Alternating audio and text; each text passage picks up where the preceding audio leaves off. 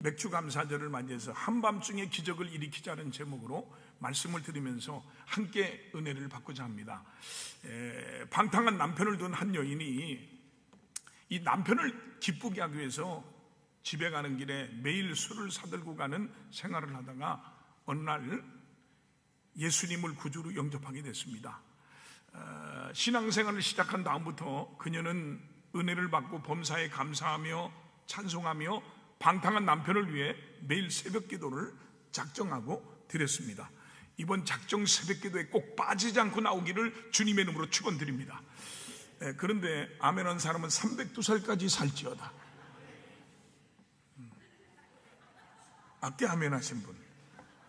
그런데요, 그녀가 하나님께 감사하며 새벽 기도를 시작하자 그때까지 방탕한 생활하던 남편이 자기도 새벽 기도에 함께 가겠다고 하면서 따라 나섰습니다. 남편과 함께 하나님께 감사 찬송하면서 새벽 기도를 드리면서부터 그녀는 놀라운 경험을 했습니다.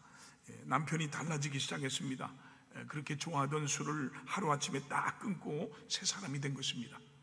여러분, 사람은 결단이 중요한 것입니다. 더욱 놀라운 것은 남편은 자신의 아내가 옷가게 전문으로 일하는 남대문 시장에서 커피를 파는 일을 시작했다는 사실입니다. 이렇게 아내는 옷가게로 남편은 커피를 팔러 다니기 시작한 몇 달 후에 하루는 옷가게 사장이 자신은 병이 걸려서 더 이상 장사를 못하겠으니까 자기 가게를 인수해달라는 얘기를 했습니다. 결국 그들 부부는 옷가게를 인수하게 됐고 그 가게로 인해서 물질적인 축복을 많이 받고 지금도 그 물질로 선교하고 있습니다. 하나님은 감사 찬송하며 기도하는 성도에게 은혜를 베푸시고 기적을 행하시고 복을 주시는 것입니다. 독일에 행동하는 신앙인 보네포는 감사를 통해 인생은 부유해진다라고 말했습니다. 건강한 인생, 복된 인생, 아름다운 인생은 감사에서 나오는 겁니다. 존 헨리 박사는 감사는 최고의 항암이요 해독제요 방부제라고까지 말했습니다. 감사는 병든 자도 치유하는 능력이 있다는 것입니다. 감사는 사람에게 기적 같은 일이 일어나는 것입니다. 그러므로 평범한 성도는 좋은 일이 있을 때만 감사하고요, 악한 사람은 좋은 일이 있음에도 감사할 줄 모릅니다. 그러나 훌륭한 믿음의 사람은 고난과 역경 속에서도 감사하고 찬송합니다. 오늘 본문 사도행전 16장의 말씀은 우리가 너무나 잘 아는 말씀이에요. 오늘 본문에 보면 세 사람이 등장을 합니다. 바울과 실라 그리고 빌립보 감옥의 간수가 나옵니다. 바울과 실라는 아시아 전도를 마치고 성령의 감동과 인도를 따라서 유럽 전도의 길에 오르게 됐는데요, 이 마게도냐의 첫 성인 빌립보 성에 와서 전도하기를 시작했습니다. 그런데요, 복음을 전하고 전도할 때 귀신 들려 점치는 여종이 따라다니면서 소리를 질러 방해를 하므로 사도 바울이 마음이 심히 괴로워서 나사렛 예수 이름으로 명하노니 사탄 박이는 이 여자에게서 떠나 갈지어다라고 명했더니 귀신이 즉시 떠나가서 제정신으로 돌아오게 된 것을 믿으시길 바랍니다. 그런데요, 웬걸 귀신을 쫓아내줬다고 그 여종의 주인이 감사하기는커녕 점치는 이익이 끊어진 것을 알고 화가 나갖고 바울과 실라를 관청에 고발했고 관원들이 바울과 실라를 붙잡아서 옷을 벗기고 마귀 때리고 구탄 뒤 깊은 감옥에 가두고 그 팔을 쇠사슬로 묶어놨습니다. 그러나 바울과 실라는 살이 찢기고 피가 흐르는 그 절망의 한밤중에 일어나서 기도하고 하나님을 찬송했습니다. 이렇게 기도하고 찬송을 부를 때 갑자기 지진이 일어나 옥토가 흔들리고 할렐루야, 모든 문들이 열려지고요, 손발에 매인 쇠사슬이 다 풀려지고요, 모든 사람에게 매인 것들이 다 풀려졌습니다. 할렐루야. 이런 한밤중에 기적이 일어나고 있는 것도 아랑곳하지 않고요, 잠만 자고 있던 간수가 어쩌다 눈을 떠보니까 옥문이 열려있고 죄수들은 보이지 않자 죄수들이 다 도망친 줄 알고 칼을 빼서 자결하려고 할 때 바로 그 순간 사도 바울이 크게 소리를 질러 이르되 내 몸을 상하게 하지 말라, 우리가 다 여기 있노라고 했습니다. 이 말에 놀란 죄수가 바울 앞에 엎드려 하는 말이 선생님, 내가 어떻게 해야 구원을 받으리까? 라고 묻자 바울은 주 예수를 믿으라, 그리하면 너와 내 집이 구원을 받으리라고 했습니다. 이 간수장은 그날 밤에 바울과 실라를 자기 집으로 모셔서 자기 가족들까지 주님의 말씀을 듣게 하고 주의 말씀을 듣게 하고 주 예수를 믿고 온 가족이 구원의 기쁨을 누렸습니다. 이런 역사적인 배경이 있는 말씀을 통해서 오늘 우리도 한밤중에 기적을 일으키자는 겁니다. 여러분, 참으로 바울과 실라는 우리와 똑같은 육체를 가진 사람이었는데 어떻게 그토록 절망적인 상황에서 절망하지 않고 여유를 가지고 한밤중에 일어나 기도하고 찬송할 수 있었을까요? 이것이 바로 오늘 우리 성도들이 가져야 되는 바른 자세요, 우리가 취할 신앙의 태도인 줄 믿습니다. 참으로 우리가 예수를 믿고 신앙으로 승리하면서 깊은 은혜 안의 생활을 하려면 이 마음의 여유를 가지고 살아야 할 줄로 믿습니다. 당장 죽음이 눈앞에 나타나고 당장 어찌할 줄 모르는 상황에서도 바울과 실라처럼 여유 있는 마음으로 기도하고 감사 찬송만 할 수 있다면 한밤중의 기적은 그 옛날에만 일어나는 게 아니라 오늘 우리에게도 일어날 줄로 믿습니다. 그래서 내일 죽는다 할지라도 우리 주님께 나의 모든 생활의 문제, 죽음의 문제까지도 맡기고 여유 있게 살아간다는 것이 얼마나 중요한지 모릅니다. 그러므로 바울과 실라는 매를 맞고 억울하게 감옥에 갇혔어도 거기에 기쁨이 생기게 됐고요, 감방 안에서도 전도의 문이 열리게 된 것이니 이러한 한밤중의 기적을 체험하는 바울과 실라가 받은 은혜가 오늘 이번 작정 새벽 기도에 오늘 여러분에게 임하기를 주님의 이름으로 축원합니다. 그러면 바울과 실라에게 한밤중에 기적이 일어날 수 있었던 비결이 뭡니까? 첫째, 그 비결은 은혜 안의 생활입니다. 은혜의 샘은 퍼낼수록 더 솟아난다는 말이 있습니다. 바울과 실라가 그토록 비참한 상황 속에서도 한밤중에 기적을 경험할 수 있었던 첫 번째 비결은 그들이 은혜 안의 생활을 했기 때문입니다. 고린전서 15장 10절에 보니까 내가 나된 것은 하나님의 은혜로 된 것이니 내게 주신 그의 은혜가 헛되지 아니하여 내가 모든 사도보다 더 많이 수고했으나 내가 한 것이 아니요 오직 나와 함께 하신 하나님의 은혜라고 했습니다. 주께 받은 은혜, 구속의 은혜, 성령님의 은혜가 그들 마음속에 가득 차게 될 때 은혜 안에 살게 되니까 사방으로 우겨싸임을 당해도 끄떡없고 누르고 때리고 가둬도 그들을 어찌할 수가 없었습니다. 다시 말해서 바울과 실라의 내적 생활이 은혜로 강건해지고 응답이 되니까 외적인 모든 문제는 자연히 해결됐다는 겁니다. 그러므로 바울과 실라는 예수님을 모시고 성령 충만한 내적 생활이 은혜 안에 거하게 되니까 비록 몸은 매를 맞아서 피투성이가 되고 쓰리고 아파도 손발에 쇠사슬이 채워져서 꼼짝할 수 없어도 은혜 안에 있는 나, 성령님을 모신 나를 그 누가 어찌한단 말인가 하면서 무사태평의 평안이 그들 안에 있었던 것이니 그런 사람을 누가 감히 감당할 수 있겠습니까? 맞습니다. 오늘 우리 성도들도 그래야 됩니다. 아무리 어렵고 힘들고 괴로운 일이 많아 얼굴을 찡그리고 살 수밖에 없는 때가 많지만 내가 예수 믿고 구원받은 은혜, 성령이 오셔서 가르쳐 주시고 생각하게 하시고 깨닫게 해주시는 은혜, 세상 끝날까지 나와 함께 하시는 은혜, 이 은혜 안에 축복이 오게 되면 모든 것을 이기고 극복하고 승리할 줄 믿습니다. 이런 은혜 안의 생활에는 언제 어디서나 한밤중에도 기도하고 감사 찬송하게 될 줄 믿습니다. 그렇기 때문에 바울과 실라는 매를 맞고 갇혀있는 옥중에서도 그들의 영혼은 예수님과 동행했고 할렐루야, 성령님의 힘을 주시고 하나님의 사랑이 바울과 실라를 사로잡아 버렸기 때문에 그들 앞에는 외적인 악조건이 문제가 되질 않았습니다.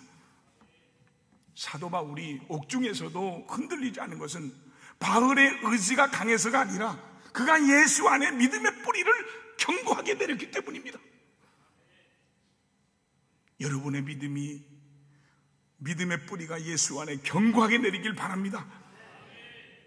우리말 성경 골로새서 2장 7절에 보니까 여러분은 주 안에 뿌리를 내리고 세움을 받으며 가르침을 받은 대로 믿음 안에 굳게 서서 감사가 넘치게 하십시오 그랬습니다. 그래서 여러분, 우리 신앙도 은혜 안에 자라는 신앙의 5단계가 있습니다. 첫 번째 단계는 따라합시다. 따라가는 신앙. 따라가는 신앙. 예수 믿고 처음 은혜를 받으면 주님을 따르는 자가 됩니다. 이 따라가는 신앙이 얼마나 중요한지 모릅니다. 어떤 이는 따르기로 작정하고 1년도 못 돼서 주님을 따라가지 못하고 주저앉고 마는 사람이 있습니다. 우린 끝까지 주님을 따라가는 복된 성도들이 다 되시기를 주님의 이름으로 축원합니다. 이렇게 우리는 먼저 주님을 따라가야 됩니다. 겟세마네 동산까지든지 심판하실 자리까지든지 어느 지경까지든지 먹든지 마시든지 순경이나 역경이나 따라가는 신앙이 오늘 이 시간 더 강하게 생기기를 주님의 이름으로 축원드립니다. 그 다음 두 번째 단계는 따라합시다. 동행하는 신앙. 동행하는 신앙. 이렇게 주님을 따라가던 신앙이 이제는 한 걸음 더 나가면 주님과 동행하는 신앙이 됩니다. 이렇게 항상 주님과 가시밭길도 눈물 나는 길도 그 어떤 길도 예수와 동행하면 영생복락을 누립니다. 그 다음 세 번째 단계는 따라합시다. 붙잡는 신앙. 붙잡는 신앙. 신랑 신부가 결혼식을 마치고 퇴장할 때 신부가 신랑의 발을 꼭 붙잡듯이 신부된 성도는 세상을 살아가면서 신랑 되신 예수님의 손을 꼭 붙잡고 저 천국까지 올라가야 됩니다. 네 번째 단계는 따라합시다. 주님께 붙잡히는 신앙. 주님께 붙잡힌 신앙이 돼야 됩니다. 여러분, 내가 붙잡는 신앙은 약하여 손을 놓치는 수가 있지만 이제는 예수님의 손에 붙잡혀버린 신앙을 말합니다. 이제 이렇게 붙잡히게 되니까 범죄하면 이놈 하시고요, 기도하면 오냐 하시고요, 아멘 할 때까지 해볼까요? 죄를 지으면 징계하시고요, 기도하면 응답하시는 그분의 손 안에 든 신앙입니다. 믿습니까? 마지막으로 다섯 번째 단계, 최상의 신앙은 따라합시다. 주 안에서의 신앙. 주 안에서의 신앙. 주 안에서의 신앙. 요한복음 15장 7절에 보니까 너희가 내 안에 거하고 내 말이 너희 안에 거하면 무엇이든지 원하는 대로 구하라 그리하면 이루리라 그랬습니다. 여러분, 여기 물 한 컵이 컵 안에 있고요, 이 컵이 물 안에 있다면 무엇이 부족하겠습니까? 이런 사람은요, 주께서 가라서 되면 가고요, 주께서 오라서 되 하면요 오는 사람이 됩니다. 그래서 바울과 실라는 주 안에서의 신앙생활, 즉 은혜 안의 생활을 할 때 기적을 낳게 될 줄 믿으시길 바랍니다. 그러므로 여러분, 몽땅 예수 중심으로 사는 은혜 안의 생활이 되기를 주님의 이름으로 축원드립니다. 두 번째로 한밤중의 기적은 감사 찬송 기도하는 생활에서 일어납니다. 미 공군 군목인 유명한 머린 크로더스 목사님은 찬양을 통한 영적 능력이라는 책에서 감사와 찬송은 환경을 변화시키고 모든 시험을 기쁨과 축복으로 바꿔준다고 했습니다. 참으로 감사 찬송 기도하는 생활은 사람이 여유 있고 담대한 사람이 되게 할 뿐만 아니라 그 사람의 삶 속에 놀라운 기적을 일으키는 것입니다. 그래서 기도하는 사람, 기도하는 가정, 기도하는 자녀, 기도하는 사업, 기도하는 나라는 망하는 법이 없습니다.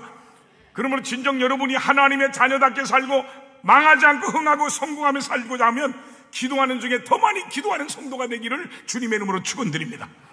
누가복음 22장 44절에 보면 예수께서 힘쓰고 해서 더욱 간절히 기도하시니 땀이 땅에 떨어지는 핏방울 같이 되더라고 했는데요, 그날 밤 가울과 실라가 빌립보 옥중에서 드린 기도는요, 예수님께서 겟세마네 동산에서 땀방울이 핏방울 같이 되도록 드리신 그 기도와 같은 노동하는 기도입니다.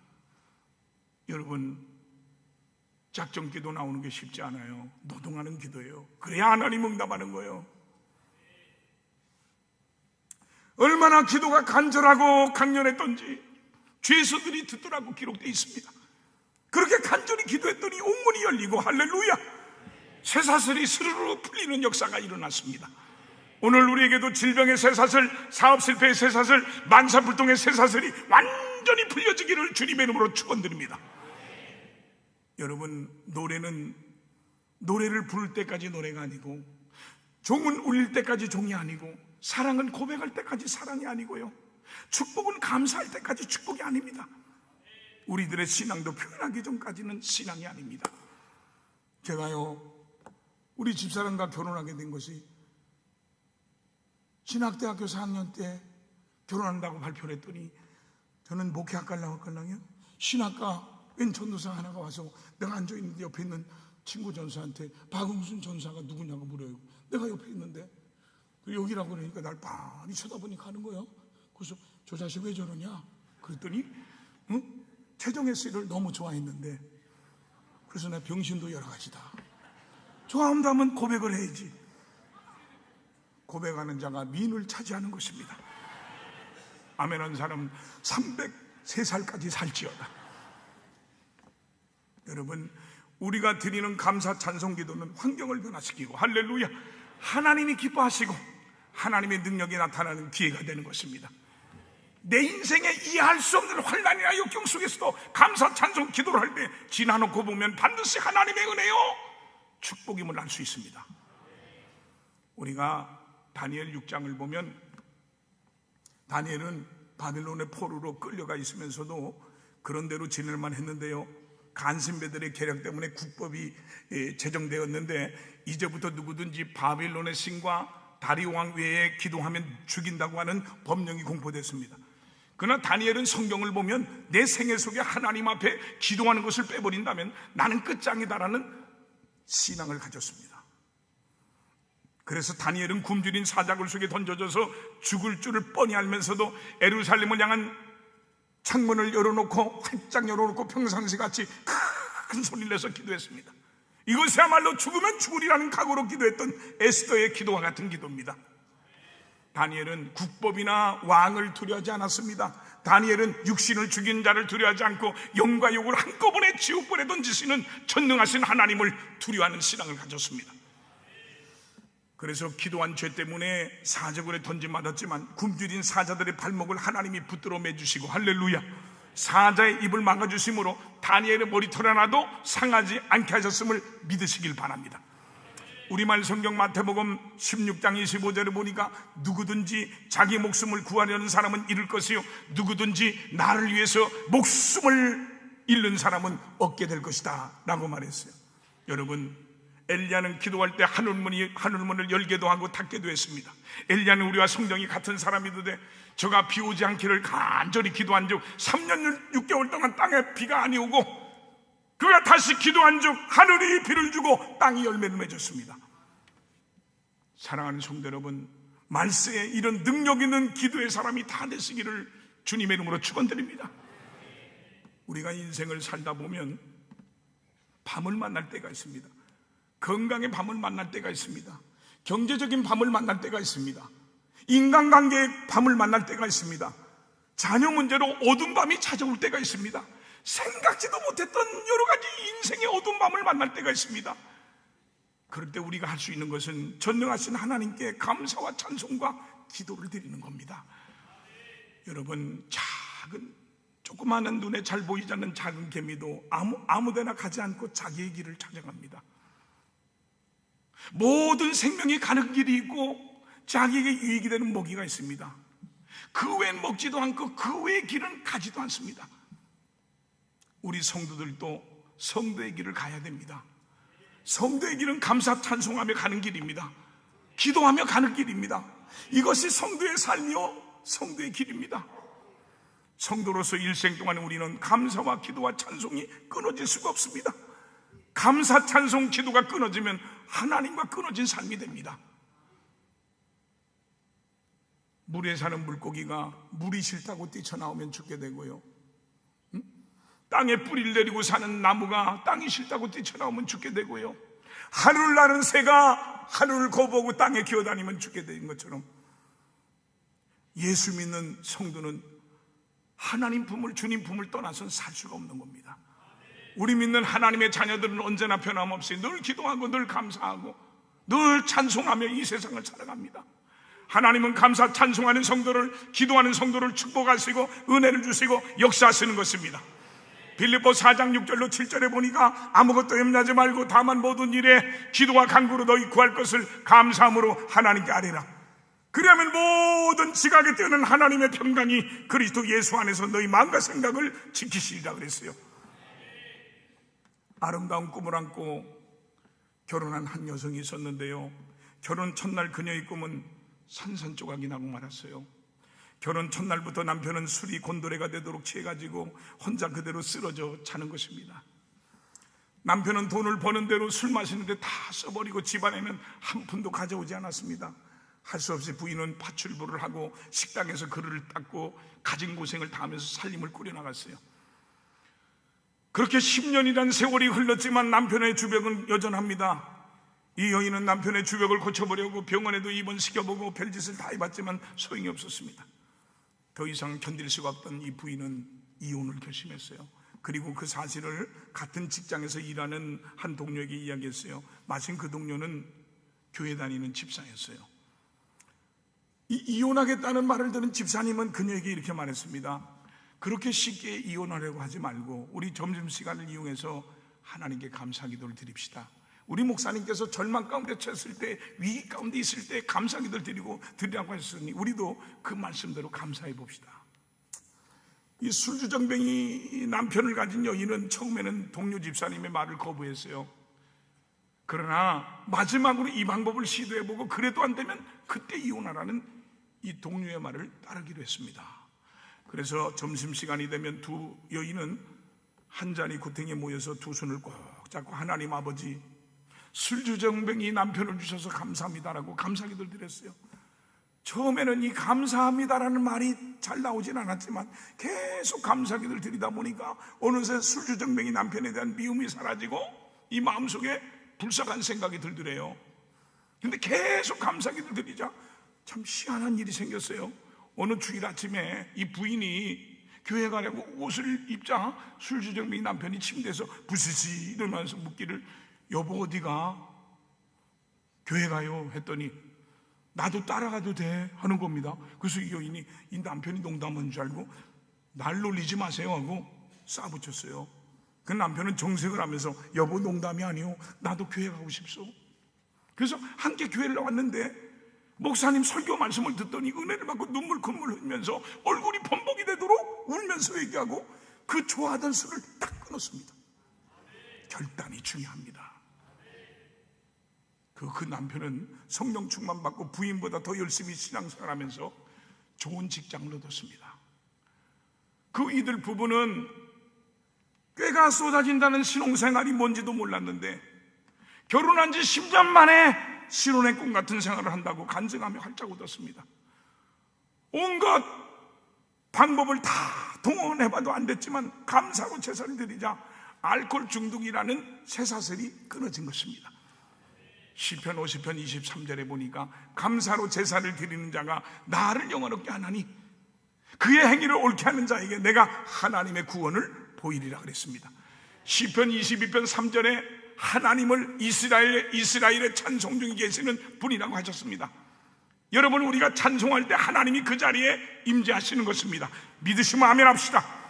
빌립보 옥중에 들린 찬송의 시즌을 응답하신 그 하나님이 오늘 또 우리의 찬송 가운데 임하셔서 기적을 행하십니다.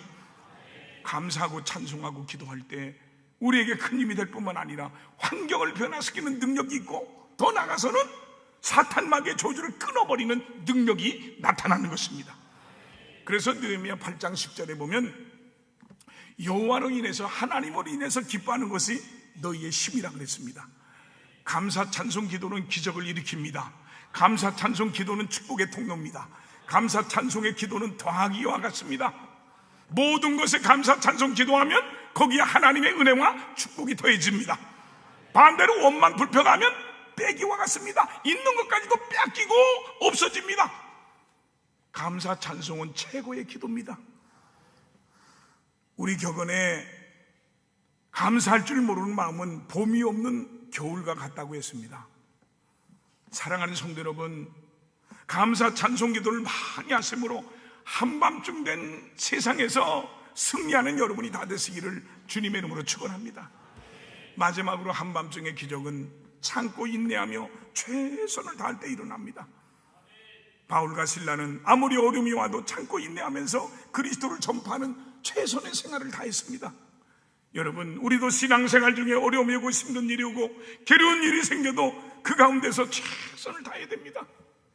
하박국 선자는 이렇게 고백했습니다. 비록 무화과 나무가 무성하지 못하며 포도나무에 열매가 없으며 감람나무에 소출이 없으며 밭에 먹을 것이 없으며 우리의 양이 없으며 위안간에 소가 없을지라도 나는 여호와로 말미암아 즐거워하며 나의 구원의 하나님으로 말미암아 기뻐하리로다. 오늘 이 말씀을 오늘의 말로 바꾸면 내게 좋은 집 한 채도 없고 좋은 자가용도 없고 재산도 명예도 없을지라도 나는 나를 구원하신 하나님을 인해서 즐거워하겠다는 말입니다. 이런 신앙을 가진 성도의 입에서는 바울과 실라처럼 기도와 감사 찬송이 흘러나오는 것입니다. 어느 날 한 젊은 사업가가 낙심이 돼서 목사님을 찾아왔어요. 그리고 말하길, 목사님, 나는 왜 하는 일마다 이렇게 안 되는지 알 수가 없습니다. 이제는 부모님에게 손 내미는 것도 지쳤고 모든 것을 포기하고 싶고 하나님이 원망스럽습니다.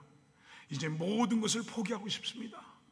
그래, 목사님은 그 젊은 사업가를 바라보고 하나님께 기도는 해보셨습니까? 네.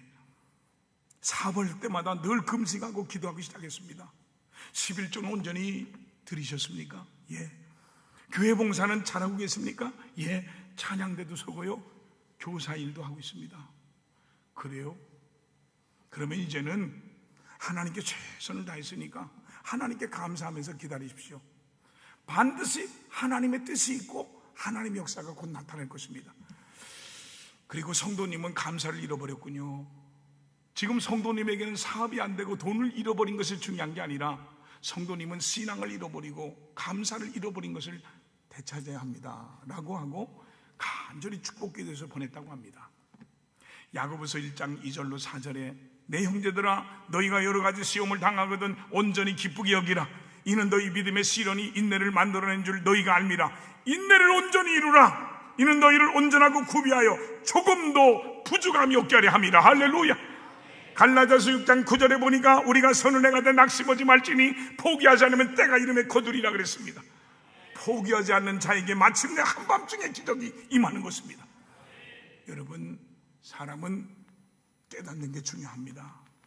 여러분, 하나님 말씀을 들을 때마다 잘 깨닫는 성도가 되기를 주님의 이름으로 축원드립니다.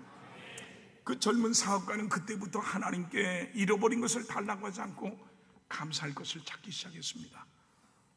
건강한 몸을 주신 것을 감사하고 사랑하는 두 아들과 아내가 곁에 있는 것을 감사했고 단칸방이라도 거할 수 있는 집이 있고 좋은 부모님과 형제들을 주신 것을 감사했어요.